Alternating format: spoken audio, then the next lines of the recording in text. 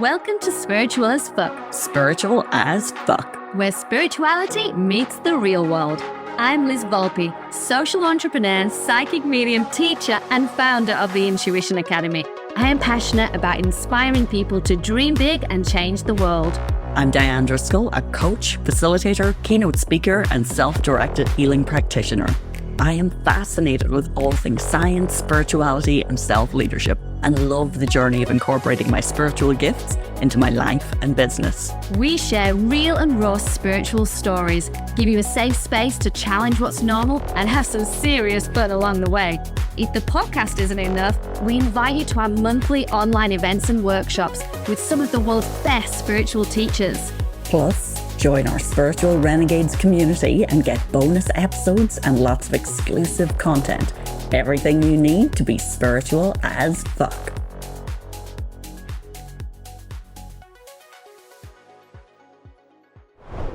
Welcome back, everyone. We are here again, and today we're going to give you a sneak peek into some of the behind-the-scenes conversations that happen very often with Dianne and I. You know, we've got a WhatsApp, we've got our phone, we've got email, and pretty much we'll touch base in every single possible medium we can to share stories and shit that's going on in our own lives. Today, we're going to actually retouch on something that we have spoken before. And you'll have heard, if you have been a long-time listener, that there's been certain places around the world that both of us have been called to separately. We've talked about Cambodia, we've talked about Egypt a lot in the past, obviously some of the areas of Australia as well. But we feel we need to kind of give you, a peek and listen in as a fly on the wall on some conversations that we've only just touched on, actually. There'll probably happen more here around something that has just happened to me. And then we're going to explore this whole area of the soul's calling to places and different energies of different places and actually how that affects your life. So, bit of a backstory. For anyone that knows me, they'll know that I am like literally a Thailand addict. I am always in Thailand. I always have been. My family, we go there all the time. And last year, something really interesting happened. Around about 6 months through the year, I just started to get this really strong yearning to go to Bali. Now, let me just tell you, the last time I went to Bali, I was in my 20s and I went to just get really drunk and have a good time in like the absolute slum of the slum places in Bali that everyone thinks of. So I was kind of like almost fighting inside. I'm like, holy shit now, you know, I've been to Bali. I would never go there again. But the call just got stronger and stronger and stronger. And it was almost as if I was waiting to go there. I don't know whether I was waiting for an invitation or something. But Christmas Day, I woke up and my amazing husband handed a gift, actually did a treasure. He did a little treasure hunt around the house, which ended up as a suitcase. And when I opened the suitcase, it was tickets to bloody Bali. And he basically booked for us to go to Ubud, which to me was crazy because why did he book Ubud? I don't know. I was like, okay, this was obviously meant to happen. So for 3 weeks through January, I spent time in Ubud. And it was life-changing. And Dianne, of course, is the first point of call. Aren't you, Dianne? When anything's going on for me spiritually. Absolutely. And what's so fascinating about this is, so I knew that Liz had gotten a surprise gift for Christmas. I didn't know what it was. I knew there was a build-up that she would be needing some time off, or that, you know, we wouldn't be able to have as many chit-chats or get as much work done in that January timeframe. But in parallel to Liz doing this, I have never been called to Bali either. Ever, ever, ever. When you come to Australia, for those who don't know, Bali is such a destination for most Australians, and it's like the first overseas trips. I think that a lot of Australians... Like the Benidorm for England. Absolutely, yes, it is. It's like that. But for me, it never interested me, probably because of that kind of 20-year-old going out on the beer kind of thing. It never called me.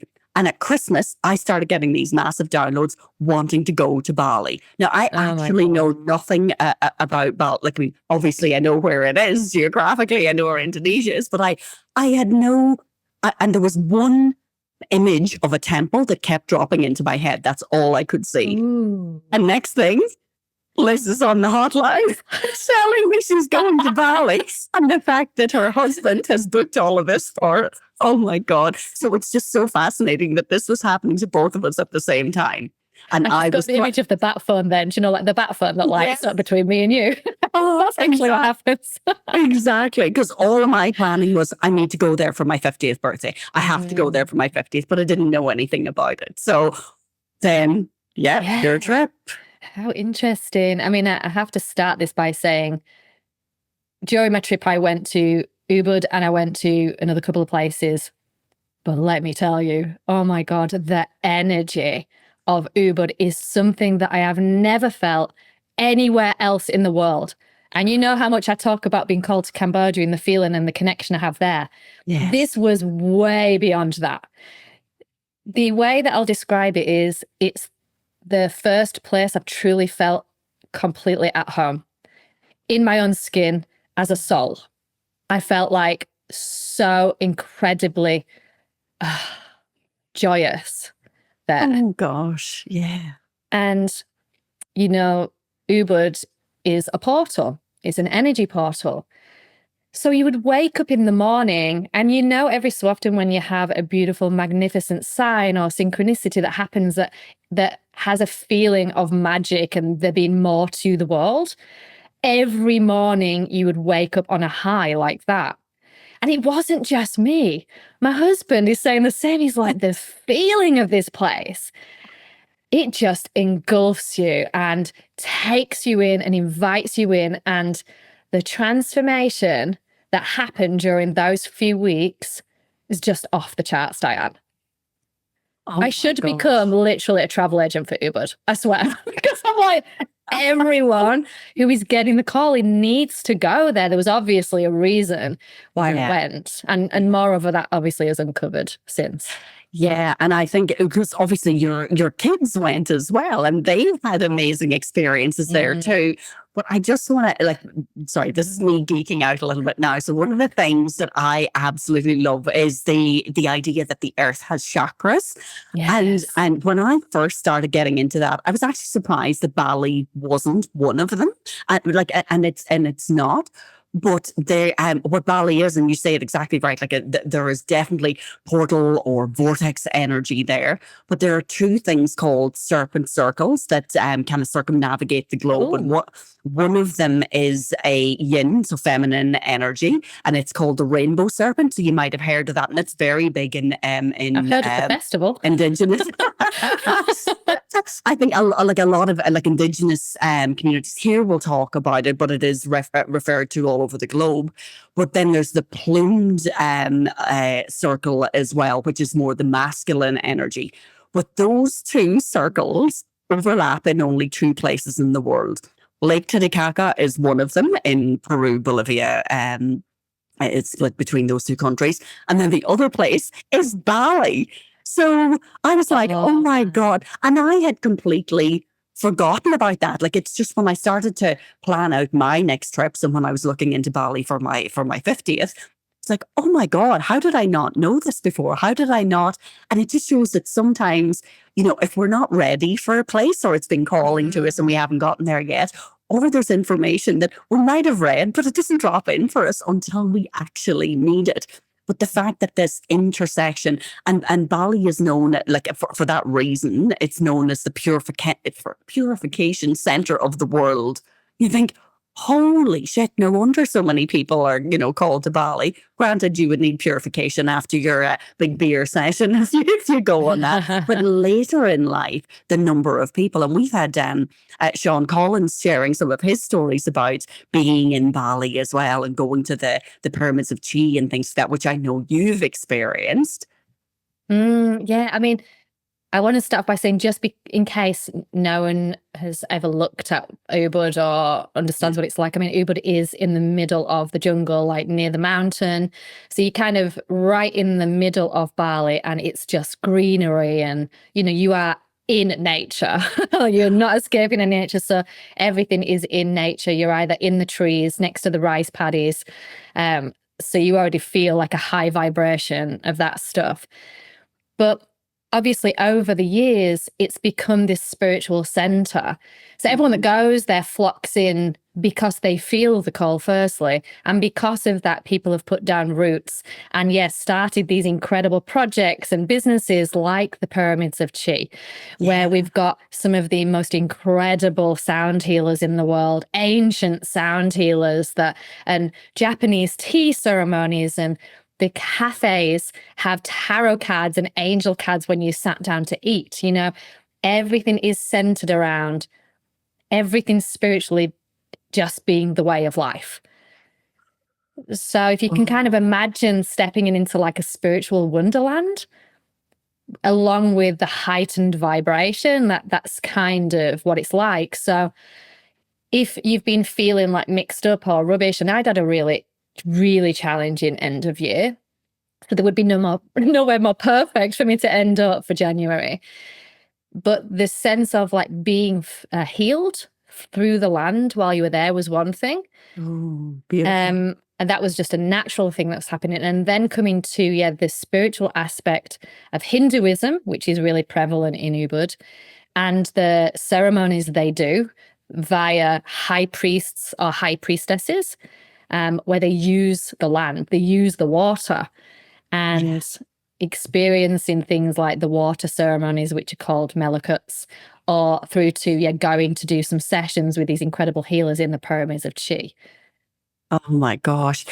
Off the I charts. need to ask you, so the water purification ceremony, talk us through what that's like, because again, I know, I'm just visual, so I'm painting the picture here of all these beautiful forests, and then you're talking about water and just the ancientness of the land. So what is the water purification ceremony? It's a really ancient tradition, and it's meant to release any negative energy and kind of spiritually renew you or renew your soul.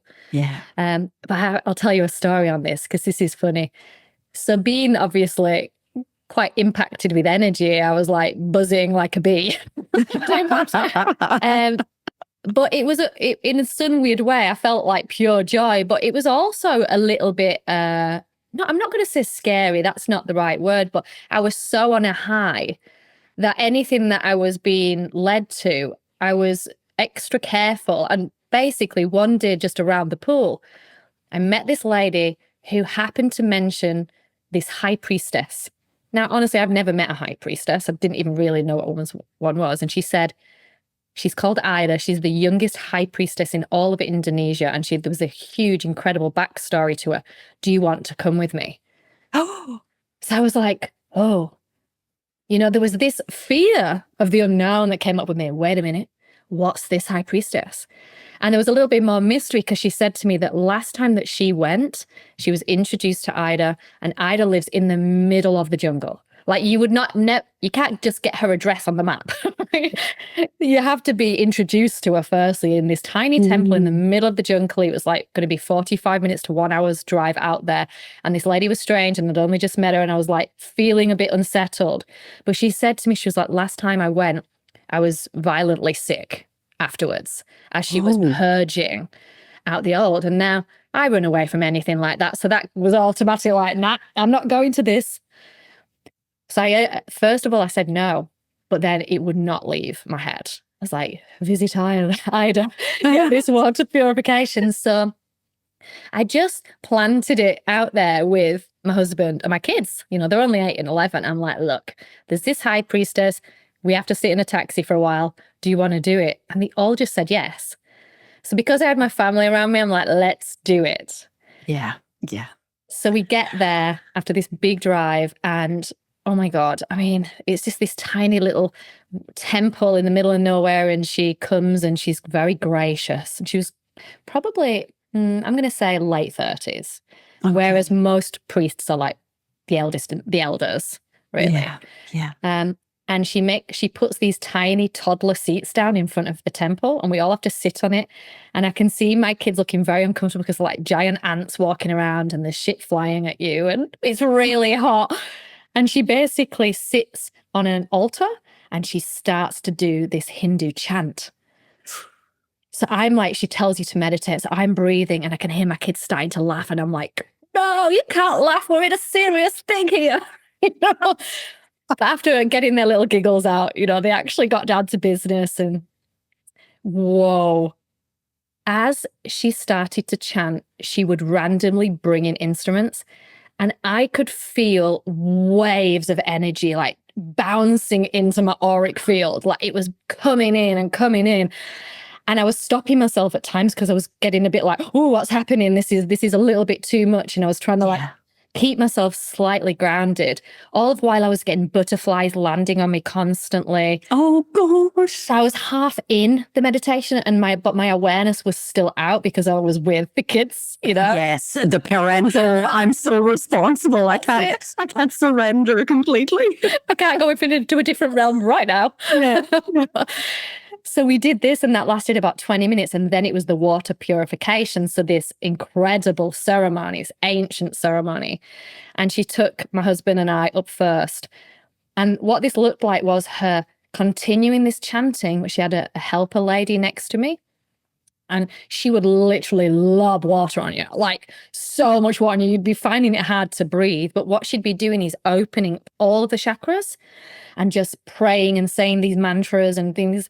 And as it was happening, I was starting to kind of choke. Like it was almost like I was panicking about drinking the dirty water. I'm like, I don't want to get Bali belly as she's pouring this water on me. But as she was doing it, she kept on saying, open your throat, open your throat. And the lady behind me was starting to kind of like, not hard, but actually hit my back, like, and the top of my shoulders to open my throat chakra. And it was almost like I was keeping all of this stuff in my throat, and then it released. Oh, my children went through it and they were champions. And then she finished with these incredible connections from spirit, which were just amazing. And did I feel different afterwards? Absolutely. From that day on was when all of the channeling and drop-ins and clarity just smashed in. Holy shit. Sorry for the long roundabout story then. No, it's like I'm with you. And it's so funny because for those listening, you need to realize that yes, me and Liz have loads of messages over and back, but they're all little snippets. This is actually the first conversation that we're having. Real story. So the first time I'm actually hearing the end to end. So I'd heard little snippets. We've done, holy shit, did this with the kids. It's like now to hear. And I knew then separately that you had this massive experience of the floodgates opening and just channeling. So obviously if this was the activation for that and the clearing for that and your throat chakra, yes, our throat chakra is very much about the spoken word, but it's also voicing it anyway. So if we've got a block getting stuff out into the world, then, yes, you're putting stuff down on paper, maybe you're writing a book, but I still think our throat chakra it's communication. It's not just our voice, it's communication in any way. That's always how it comes across to me. So talk to us now about the floodgates and, what happened there. Yeah. Break out your popcorn, everyone. Oh, no, it's funny because I hadn't thought of it like that, but that's absolutely true because what happened after that was I suddenly had lots of ideas just floating around my head, like just random like things that perhaps had been there a while and they were brought back to the surface, but they were in no particular order. And then I got drawn one morning to go to a really early ancient sound healing at the Pyramids of Chi. Mm-hmm. Now, when I guess the term ancient, what it means in terms of the sound healing is that they're bringing in ancient instruments from all over the world. So the instruments that they play are instruments I have never heard. And honestly, I felt like I was floating in space. Like some of these instruments did something to your body. Like, oh my God, anyone that goes to Bali has to go to get an ancient sound healing. It was super interesting. And as more of my root chakra, the really low tones of everything kind of shifted me, all of a sudden I felt my third eye open, my crown clear, like a white light flood through. And I got clarity, drop in after drop in, almost like if your life is a jigsaw puzzle and it's thrown up in the air and it lands in any order.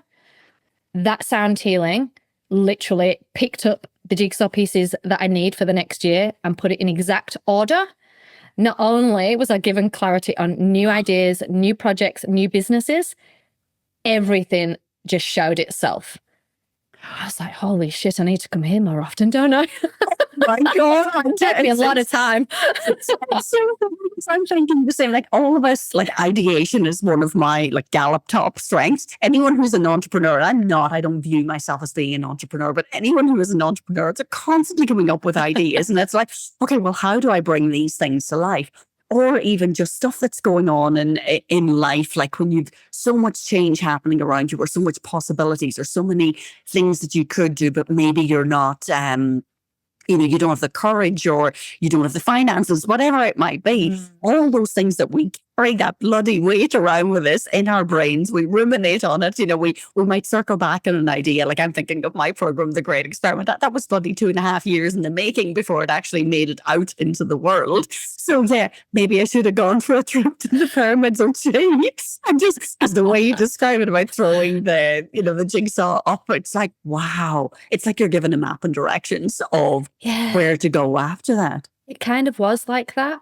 And it was overwhelming as well, because I'd got back after that point and the channeling kept coming. So I had to buy, a dedicated notebook and write down. And some of the ideas were so wild and so big, yet they were connected with a really deep inner knowing. So yeah, for anyone that follows me on Instagram, I started to post things like, okay, this is scary now. There's some really big ideas coming. And these ideas, some of them are not new. Some of them have been those pipe dreams that have sat on the surface for a long time. Yeah. But I was almost just shown how to do it. Yes. So yeah, I mean, God, really transformational. Yeah. And I think like there are a lot of these places around the globe that we might go that we're given some degree of information. Like I know recently when I went to Glastonbury and then Stonehenge and Avebury, like Glastonbury for me was somewhat similar. I know it's different, but like that, the fact that people are drawn to it, the businesses around it are all naturally spiritual in nature. It's like it attracts a certain vibration of people, or a certain type of individual, that kind of soul seeker, or light worker or way shower. It just seems to pull those people in to be there and to be surrounded by so many of those people, even though you mightn't chat to any of them. But there's something about that elevation of energy of being in a place like that you're connected to the ground. It's definitely seeping through the land, but it is the collective energetics of the people around you as well. And you do feel it. Now, I have to say, like that was heightened for me when I was in Glastonbury, but when I left, it faded pretty quickly afterwards. But what you're saying is, okay, the floodgates opened, and I guess I know from the messages I get, they haven't bloody closed. I mean, I've definitely been more intuitive. I mean, I'm always pretty good with my intuition, as you know, but I would just describe it as maybe being slightly elevated with my vibration. Yeah. Has it started to dim being at home? I would say yes. Yeah. But my crown chakra feels really open. So I've been shown the wisdom. I've been given the guidance. Now, I guess the tricky thing is being now in a bit of a lower vibration back into reality is how you kind of take the action and step more into the masculine, right? Which you actually need to be sometimes back in the masculine, right? You need to be back with your feet on the ground to then make the things happen that the place has shown you. Yeah. Yeah. That just the fact that you bring up the kind of masculine, feminine. So did Bali or Ubud feel feminine to you? Like, do you feel like you were in your feminine energy when you were there? The reason I say, I know when I was in Glastonbury, it felt very, very feminine. When I was in Katajuka, very feminine, whereas Uluru was very masculine. I think I always kind of question, or it's not even question, I just feel it. I get a sense for it. Did Bali, Ubud feel it's interesting, right? Because honestly, I normally think that too. Oh, it's a really masculine energy here or feminine. But I didn't get a sense of either. I almost would say that it's the first place I've been where I feel like slap bang in the middle. Yeah. And I could be wrong. Like maybe other people would go and sense one or the other. But to me, I'm hearing even now as I'm saying this, actually, you get the energy that you need And so it meets you where you are at, is what I'm intuitively sensing right now. So if you need to step into the feminine to get into more of a creative, spiritual, psychic space, and you'll be met with that energy. But for me, it makes sense now I've said that out loud, because I did need balance. I'd been going from a journey of a few years of feminine to the masculine, and I needed to be brought in the middle, and that is exactly what happened. Oh my freaking God. Sorry, because I've got total goosebumps now. But when we were talking about the fact that there are these two dragon lines that intersect, and they intersect in Bali, it's like just the way you described that it is balancing. And I freaking love the fact that you're saying that whatever you need, because I have found that too. It's like I oscillate. Like I was in my masculine for years and years and years and years. That was my predominant way of operating. And then, there was this slow shift into the more feminine. And I feel I've definitely been way more in my feminine. And even the way you're talking about, the different energetics of places. So I was very in my feminine, very in flow in Ireland, even though I feel like Ireland has denser energy than Australia does. But now being back here, I'm feeling like I'm more in masculine energy. Yes, I feel the energy is lighter in Sydney, but I don't know whether it's because I'm in a city, it's a built up area, I'm not out in the countryside, but also I have a shitload of stuff to do to relocate this year. So just how you're describing the energetics and the fact that it gives you what you need. Oh my God, to head off, to get, topped up with whatever you need, and then come back, go forth, and, your dreams reality sounds pretty bloody amazing to me. So talk a little bit about, so all these downloads, was that scary? Like, was it scary or overwhelming, or did you just allow it to pass through? How did you feel in your body when you were going through that experience? The whole time it was just high as a kite. So, really exciting. My mind would be kicking in going, this is way too scary. I shouldn't say this out loud. And I think I sent you the voice note going, I can't believe I'm saying this out loud. I've not said it to anybody else. This is what's coming through to me, because it did feel, the element of like, holy shit, maybe, I'm getting all this good stuff in Ubud, but when I get back home, it's going to feel really silly and too big. Yes. So when you declare it and you say it, it almost... Well, the other thing is, because I remember at the time when you had said that to me, it was like, you voiced this into the universe. So up until that point, it was a download.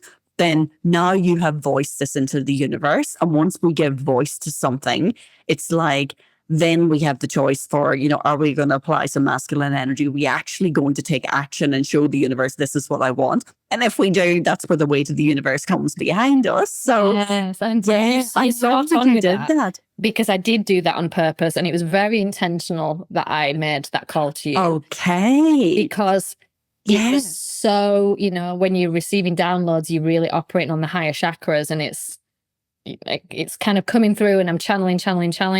And it was almost like I got the message I needed to take one bit of action before I left that energy. So I did that one thing to show the universe that I was serious, and I'd heard the message, I hear you. Yeah. I know that this potentially could be my path. So, and for anyone that follows us, or is a subscriber, you'll know now that one of those downloads was this incredible 5-day opportunity, this trip for us to take 20 people with us to do a trip to Bali in May. And that was one of the things I know I got in touch with, and I was like, Dianne, I can't ignore this. I'm getting a download with Spiritual as Fuck. We have to run this transformational retreat. But I know that it needs to be soon because you're going to be leaving Australia. Are you in? And I think what did you even say in response? I know it was a fuck yes. It's an absolutely that moment reminded me of when you asked me to to be co-host on a spiritual podcast. I didn't even have a name for it back then. For me, it was like every part of my body was like, yes, definitely. And then, you kick into okay, I need to sort out childcare. I need to sort out my calendar. I need to sort out my clients, all the work that I've got to do. So all that the organization and logistics that needed to happen, and how the fuck are we going to pull this off? And like all of those sorts of things started to come in. But for me, there was never a doubt. And the fact that I feel now, looking back at it, that I was being primed, I was being called to both of us. And while I think I don't even know that my calling was coming later than yours, but it was more seeing you, like watching your social media posts in Bali, literally was bringing everything to life for me. And I don't know, because, the two of us are somewhat energetically connected. Like literally, I was so much of what you were going through, and then I was getting these updates. So the calling was coming more and more, but in my mind, it was always, I'm going for my 50th. But it's so funny, because once the decision was made to have Alchemy, the experience, like our 5-day retreat, it's like everything has fizzled away. So what I thought I wanted to do for my 50th, it's like, that's just how our brain operates. If we're getting a soul calling, we try to make meaning from it. We try to put it into a little box. We try to put it into a place. So for me, it was like, oh, I've got my 50th coming up. I'd love to do something exciting for it. Little did I freaking know, it's, in my 50th year, that we would be doing something as momentous as this. And the fact that, it's not like we needed to think about another location, about, experiences. So much of that stuff was flooded through to you, Liz. And then both of us, through the work that we do, like for you, Liz, the Intuition Academy, me on the Great Experiment, like in coaching and stuff, like everything that we're doing, it's just like, oh my gosh, we can see so clearly all the things that need to be done in conjunction with working with the spirit of the land and the energies of Ubud. Like there's just, oh my God, I haven't even been there yet. So I'm oh my God, I'm so excited to take you. So it's like, but I'm like freaking out thinking, oh my God, we've got to, we're going to be going and doing this with an incredible group of people. Like, yeah. And I want to say at this point, because we all have these type of soul callings, right? When a big idea comes through, but you have a strong inner knowing, like you do just literally have to say it out loud and really know that the universe will provide and make it happen. For me, it was just an absolute obvious, is like, I know that we have to bring 20 people here, and I knew the number, and I think you agreed 20. Yeah, instantly. Yeah. And I also got the message that if you are one of the 20, your soul will just tell you straight away. It's not that we have to go and be calling people in. It's more that, no, you will know if you are meant to be with Dianne and I on this retreat. Yeah. And it will be transformational, and you'll just get the gut feeling, and you don't need to know how or to make it happen. It will just roll out. The same messages kind of that came through while I was there. It was that there's already a group chosen for this. So you'll know, I got that. You'll just know. It is. And it's funny, because even the practicalities, because this is the kind of behind the scenes stuff, like when Liz had mentioned it, first of all, we were looking at dates and things. It's like, I didn't even know if I would be able to, have my daughter looked after during that time. Like, when you're a parent, when you work, you don't know, and you think, oh my God, your brain, your intellect kind of comes in and tells you all these things that, you can't do this, you can't do that.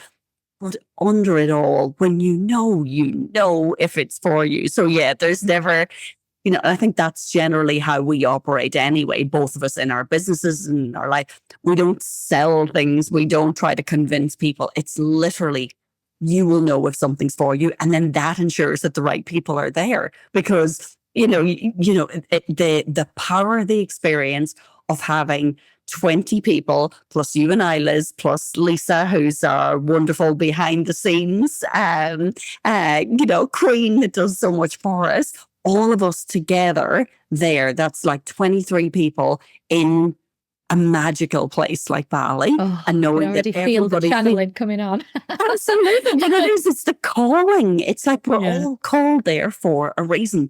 And then we facilitate the process in conjunction with the spirit of the land, honoring the ancientness, because I know just you had mentioned so much to me about the Hinduism, about, I guess the culture of Bali, of Indonesia as well, and all of that, just respecting and honoring all of that, because there's nothing worse than you go somewhere and it's like, and this is why when I travel or when I have my soul callings to places, I can't be in the thick of a city. It has to be somewhere that you feel connected to the land, you feel connected to the culture. Like as an example, and I know this is a bizarre one, but when I had the calling to come to Sydney, I had no interest in living where every other Irish person lives, like go off to Bondi, go to the Irish pub. Zero interest for that. Why? Because my soul was calling me to Australia, to the ocean, to the land here in a different way than it does for other people. But 100%, you have to honor yourself. And if you know, that's it. That's it. Oh, yeah. I mean, you'll know if your soul's called. And I'm sure that Dianne's going to pop some details on Alchemy, the experience anyway, in the show notes if you are called. The other thing I'm going to bring in here is a different conversation altogether that we've been having on astrocartography. Yes. Oh, this is God. Interesting. Yeah. I need to do this. Yeah, and Dianne and I are going to have readings and hopefully find a really good astrocartographist to bring on. Or if you know one, please reach out, because it's based on astrology. And there is a chart that can be done that kind of shows lots of lines all around the world. And these lines can basically tell you, what area, what place should you live to be successful? Where should you live if you want to meet that soulmate relationship? Where can you be to attract in wealth? And it's really interesting, and that's been calling to me quite a bit. So I'd be interested in seeing if Ubud is on that. I'm the same, and even for both of us have been called to live in Sydney. We're both from overseas. We live in Sydney. I'm being called to go back to Ireland. There's so many places I've visited that I have that calling. And I've gone, I'm sure other people have too. So, gone on to some of those online sites where you can download your map.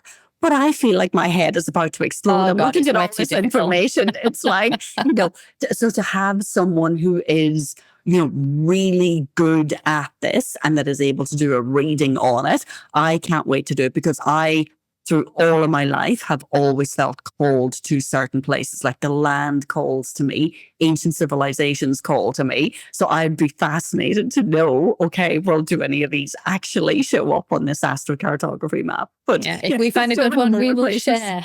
Yes. And add in the comments if anybody knows. Absolutely. Yeah, let us know. Amazing. This chat's been awesome, Dianne. I just feel like it's reignited the energy of everything.